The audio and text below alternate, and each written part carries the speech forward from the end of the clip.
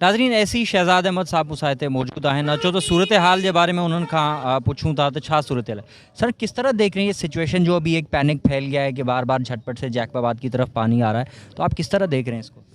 अच्छा, इसमें पहला मैसेज ये कि घबराने की कोई ज़रूरत नहीं है और कोई ख़तरा नहीं है इस वक्त जैकबाबाद सिटी को।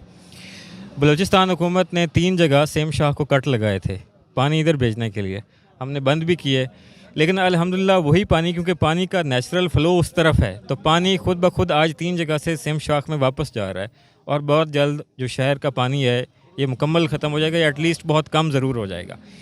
तो आज उनकी तरफ से कोशिश की गई कि अब जो इधर से कट लगे हुए हैं जिनके ज़रिए पानी वापस जा रहा है उनको हम बंद कर देंगे, लेकिन ये हम फौरी तौर पर इधर पहुँचे, यहाँ पे पुलिस भी फौरी तौर पे पहुँची, डीसी साहब ने मुझे, मुख्तियार साहब ने, फिर यहाँ पे जैसे मीर साहब मौजूद हैं, गांव वालों ने भी बड़ी हिम्मत की, इवन मीडिया। तो बड़ा अच्छा लगा मुझे कि शहर के हर कोने से, हर सेगमेंट से लोग यहाँ पे पहुँचे हुए, कोई ख़तरे वाली सूरत हाल नहीं है।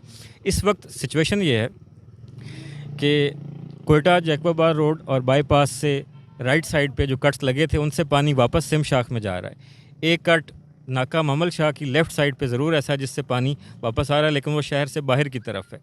इसमें सीएम साहब तक, चीफ सेक्रेटरी तक मैटर रेज़ किया डीसी साहब ने कि इसका दोनों गवर्नमेंट्स मिलके बैठ के कोई हल निकालें, इसमें लड़ाई में कोई फ़ायदा नहीं है किसी भी गवर्नमेंट का। तो आवाम क्योंकि कनेक्टेड है, दोनों की ही सेफ्टी ज़रूरी है, तो इस पे ऊपर बातचीत चल रही है और अल्हम्दुलिल्लाह शहर में किसी किस्म की कोई ख़तरे वाली बात नहीं है, बेफिक्र हैं इस पर।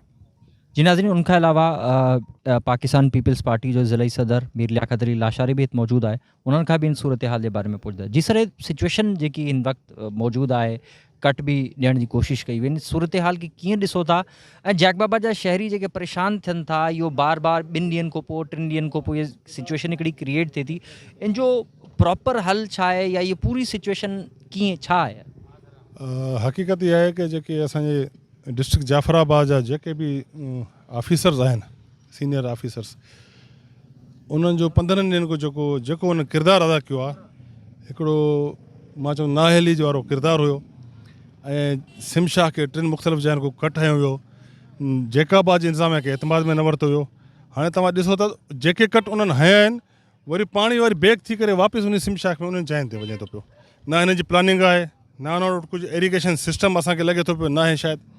ऐं 3-4 लेटेस्ट डीसी साहब असांखे ॾेखारिया त उन्हनि मथे हाई एप्स खे मोकिलिया त कोऑर्डिनेशन कयो, असां सां गॾु अची करे वियो। असां डेरा अलायार खे बि ऑन कयूं था, असांजा भाइर आहिनि जैकाबाद ऐं डेरा अलायार, ईअं सम्झो कि हिकिड़ो जुड़वा शहर आहिनि। बलोचिस्तान आहे, सिंध आहे, कोई इहो न आहे कि उहो ॿिए किथां जी मख़लूक आहे। अहिड़ा ई दोस्त अज़ीज़ा करे बि असांजा उते रहनि था, उनजा हिते रहनि था, कोई फ़र्क़ु ई न आहे।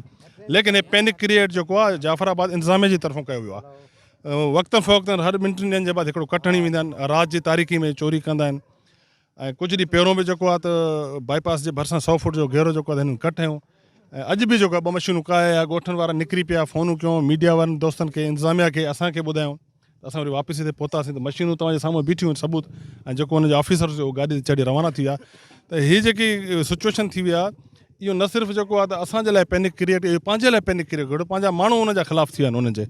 तव्हां वञी करे कॾहिं उते रिपोर्टिंग करे ॾिसो डेरा अलायार जा माण्हू उनजे बारे में छा था चवनि। हिते बि काफ़ी असांजा दोस्त बीठा आहिनि, उनजे बारे में छा था चवनि। हीअ ज़्यादती आहे। मां लॻे थो या त पंहिंजे माण्हुनि सां सिंसियर न आहिनि उहे, या त को सुठा ऑफिसर्स उते न आहिनि। बहरहाल असां उनजे बारे में वधीक नथा ॻाल्हाइण जो, जेको असांखे हीअ एक्सपीरियंस थियो आहे त ईअं लॻे थो वाक़ई इन जी हिकिड़ी न हलनि जो टोलो गवर्नमेंट में वेठो आहे, जेको आहे त पंहिंजो जैकाबाद खे नुक़सानु पहुचाइण जे लाइ पाणी हेॾे। जैकाबाद कंहिंजो शहर आहे? अगरि सम्झनि त जैकाबाद बि उन्हनि जो शहर आहे, असांजा भाइर आहिनि, सभु पाड़े वारा आहिनि। ऐं ईअं ई असां चऊं था डेरा अलायार झटपट जेको उहो असांजो शहर आहे। हाणे जैकाबाद में बलोचिस्तान जा माण्हू जेको स्कूलनि में वेठा आहिनि, किराए जी जॻहियुनि में वेठा आहिनि, असांजा अज़ीज़ क़रीब दोस्त अहबाब आहिनि, असां त कॾहिं बि फ़र्क़ु महसूसु न कयो आहे। असांजा ऑफिसर ॾिसो त 10 मिंटनि में फ़ौरन हिते पहुची था वञनि त बाबा छा मसइलो आहे, छो आहे। ऐं हिननि खे बि ईअं मुख़लिस थियणु घुरिजे पंहिंजे आवाम सां। मां इहो चवंदुसि ख़ुदा अपील कंदुमि चीफ मिनिस्टर बलोचिस्तान खे, गवर्नर इंतिहाई मोतबर शख़्सियत मीर जान मोहम्मद ख़ान जमाली साहब, उन्हनि खे रिक्वेस्ट कंदुमि कि साईं हिननि जे मथां महिरबानी करे ॾिसो, सुठा ऑफिसर खणी अचो, कोई कोयटा को ॿिया माण्हू मोकिलियो। हिते जेको नफ़रत फैलाइनि था पिया, आम माण्हू खे त ख़बर न आहे सिचुएशन छा आहे, उहो उतां जे अवामी नुमाइंदनि जे ख़िलाफ़ु थी वेंदा माण्हू। बहरहाल असां हिननि खे इहा दुआ करे सघूं था अल्लाह पाक हिनखे हिदायत ॾे। सेशन जज साहब फ़ौरन एडमिनिस्ट्रेशन सां डीसी सां राब्ते में रहियो, असांखे जीअं इतला मिली त असां फ़ौरन इन शइ खे वरितोसीं। ऐं अॼु आउं कोर्ट जे तरफ़ां ऐं जुडिशरी जे तरफ़ां पाण हिन खे ऑब्ज़र्व करे रहियो आहियां।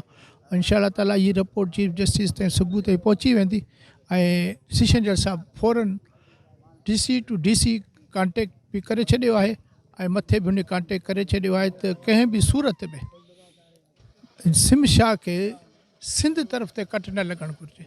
अगरि का पोइ अहिड़ी बि त सख़्त मां सख़्तु कानूनी कार्रवाई कई वेंदी, पोइ भले डिप्टी कमिश्नर हुजे केर बि हुजे, ऐं कोर्ट जे तरफ़ां ऐं अब्दुल गफ़ूर कलोड़ सेशन जज तरफ़ां इहा अहकामात आहिनि ऐं फ़ौरन असीं पहुता आहियूं।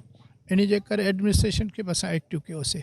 एडमिनिस्ट्रेशन असां जेका बाजी कमु करे रही आहे, लेकिन आउं हिकु शइ वाज़े कंदो हलंदुसि त बलोचिस्तान जी एडमिनिस्ट्रेशन खे, वज़ीर आला खे ऐं कोर कमांडर बलोचिस्तान खे त फ़ौरन DC जाफ़राबाद, सोबतपुर ऐं डेरा मुराद खे हिदायतूं अख़्तियार करनि त इहे ग़लति ऐं ग़ैर क़ानूनी अमल न करनि ऐं हीअ माण्हुनि खे अज़ियतूं न पुॼाइनि। कुदरती आफ़त पहुतल आहे त बहितर इहो आहे त पाणी खे पंहिंजो दग ॾिनो वञे।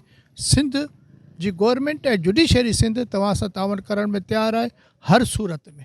इहे अहकामात खणी आउं हींअर पहुतुसि त इंशाअल्लाह ताला सिंध जी पोज़ीशन जेकी आहे उनखे बहितर करण जी बहितर कोशिशि करे रहिया आहियूं ऐं इन नाजाइज़ कमु जेको बलूचिस्तान खां थींदो सिम शाह खे ॿिए हैदिन खे नुक़्ता उनखे करणु कोन ॾींदासीं।